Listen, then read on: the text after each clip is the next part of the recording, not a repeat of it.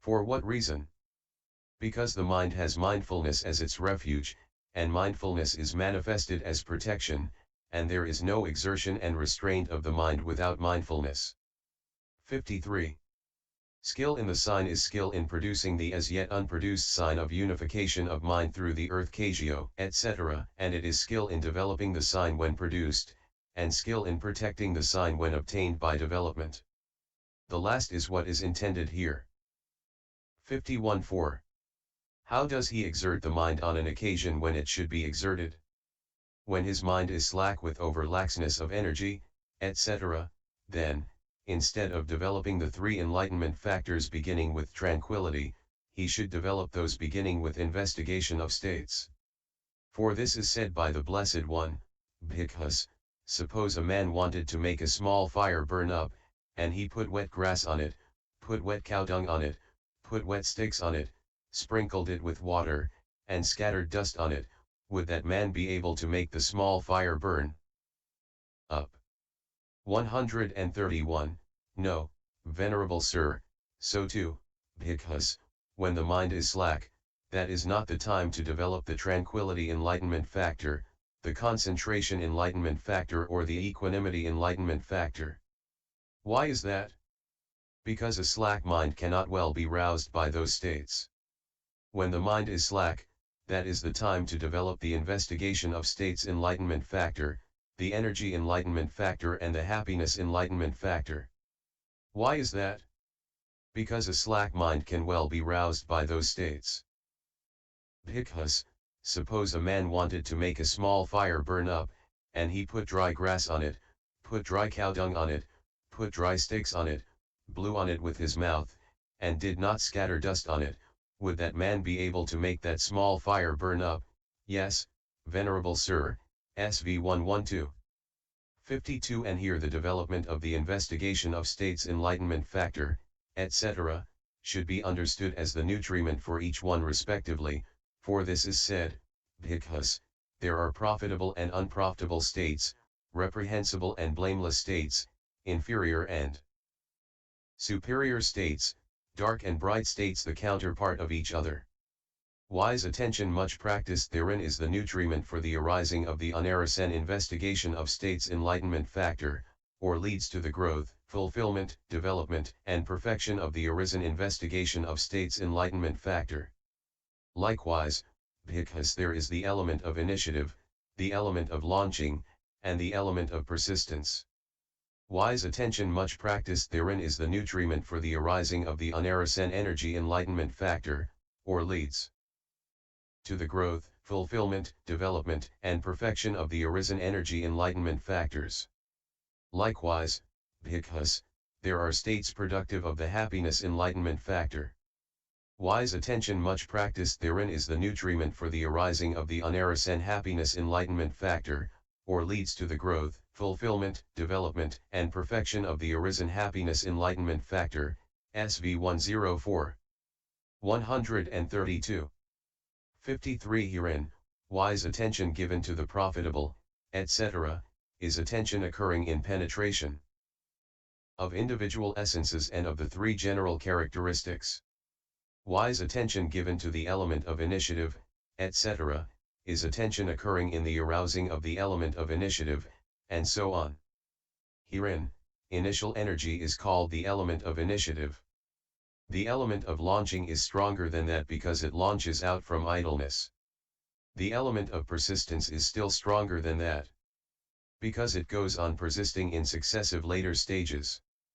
States productive of the happiness enlightenment factor is a name for happiness itself, and attention that arouses that is wise attention. 54. There are, besides, 7 things that lead to the arising of the investigation of states enlightenment factor: a. Asking questions, b. Making the basis clean, c. Balancing the faculties, d. Avoidance of persons without understanding, e. Cultivation of persons with understanding, f. Reviewing the field for the exercise of profound knowledge, g. Resoluteness upon that investigation of states. 55. 11 things lead to the arising of the energy enlightenment factor: a. reviewing the fearfulness of the states of loss such as the hell realms, etc. b. Seeing benefit in obtaining the mundane and supramundane distinctions dependent on energy, c. Reviewing the course of the journey to be traveled thus, the path taken by the Buddhas, Paccekabuddhas, and the great disciples has to be taken by me, and it cannot be taken by an idler, d. Being a credit to the alms food by producing great fruit for the givers, e. Reviewing the greatness of the Master thus, my Master praises the energetic, and this unsurpassable dispensation that is so helpful to us is honored in the practice, not otherwise. F. Reviewing the greatness of the heritage thus, it is the great heritage called the good Dhamma that is to be acquired by me, and it cannot be acquired by an idler. G. Removing stiffness and torpor by attention to perception of light, change of postures, frequenting the open air, etc. H. Avoidance of idle persons. A. Cultivation of energetic persons. J. Reviewing the right endeavors. K. Resoluteness upon that energy. 56. 11 things lead to the arising of the happiness enlightenment factor, the recollections. A. Of the Buddha, B. Of the Dhamma, C. Of the Sangha, D. Of virtue, E. Of generosity, and F. Of deities, G. The recollection of peace, 133. H. Avoidance of rough persons, A. Cultivation of refined persons, J. Reviewing encouraging discourses, K. Resoluteness upon that happiness. So by arousing these things in these ways he develops the investigation of states enlightenment factor, and the others. This is how he exerts the mind on an occasion when it should be exerted. 57.5. How does he restrain the mind on an occasion when it should be restrained?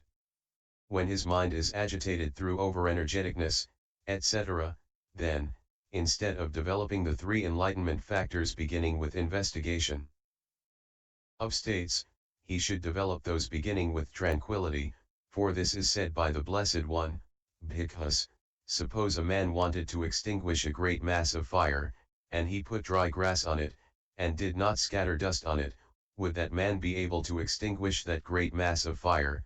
No, Venerable Sir, so too, because, when the mind is agitated, that is not the time to develop the investigation of states enlightenment factor, the energy enlightenment factor or the happiness enlightenment factor. Why is that? Because an agitated mind cannot well be quieted by those states. When the mind is agitated, that is the time to develop the tranquility enlightenment factor, the concentration enlightenment factor and the equanimity enlightenment factor. Why is that? Because an agitated mind can well be quieted by those states. Because, suppose a man wanted to extinguish a great mass of fire, and he put wet grass on it, and scattered dust on it, would that man be able to extinguish that great mass of fire? Yes, Venerable Sir, SV 114. 58. And here the development of the tranquility enlightenment factor, etc., should be understood as the nutriment for each one respectively, for this is said, because, there is bodily tranquility and mental tranquility. 134. Wise attention much practiced therein is the nutriment for the arising of the unarisen tranquility enlightenment factor, or leads to the growth, fulfillment, development, and perfection of the arisen tranquility enlightenment factor. Likewise, because, there is the sign of serenity, the sign of non-diversion. Wise attention, much practiced, therein is the nutriment for the arising of the unarisen concentration enlightenment factor, or it leads to the growth, fulfillment, development, and perfection of the arisen concentration enlightenment factor. Likewise, because, there are states productive of the equanimity enlightenment factor. Wise attention, much practiced, therein is the nutriment for the arising of the unarisen equanimity enlightenment factor, or it leads to the growth, fulfillment, development, and perfection of the arisen equanimity enlightenment factor, SV 104. 59. Herein wise attention given to the three instances is attention occurring in arousing tranquility, etc., by observing the way in which they arose in him earlier. The sign of serenity is a term for serenity itself, and non-diversion is a term for that too in the sense of non-distraction.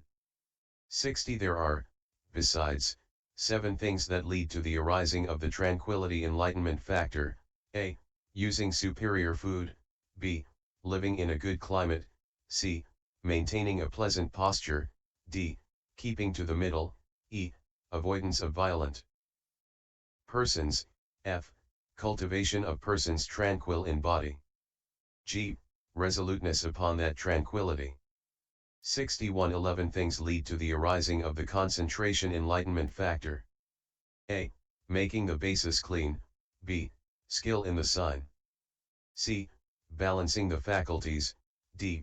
Restraining the mind on occasion, e. Exerting the mind on occasion, f. Encouraging the listless mind by means of faith and a sense of urgency, g. Looking on with equanimity at what is occurring rightly, h. Avoidance of unconcentrated persons, a. Cultivation of concentrated persons, j. Reviewing of the jhanas and liberations, k. Resoluteness upon that concentration.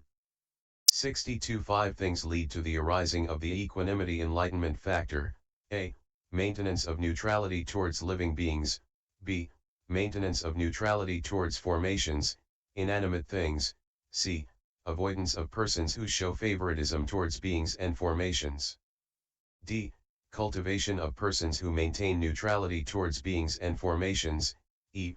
Resoluteness upon that equanimity. 135. So by arousing these things in these ways he develops the tranquility enlightenment factor, as well as the others. This is how he restrains the mind on an occasion when it should be restrained. 63. 6. How does he encourage the mind on an occasion when it should be encouraged?